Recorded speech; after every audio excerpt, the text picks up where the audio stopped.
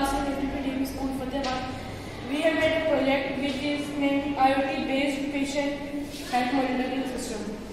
In this project, the nature of work is that it is a novel solution of a challenge or a problem which is mostly faced by the poor people.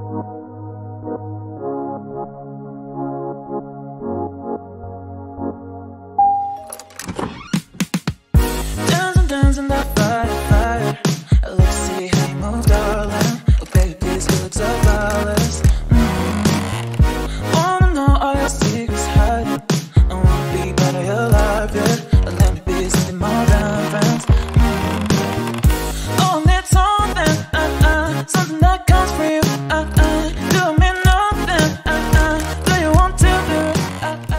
These projects are ESP8266 board, Max 30100 for meter, temperature sensor, humidity sensor, jumper wires, and 4.5. The people who are financially strong, they are able to pay the expense of hospital. But the people who are not financially strong, they cannot afford the expense of the hospital. Are facing very big problem of lack of space due to the bigger machines. Thanks.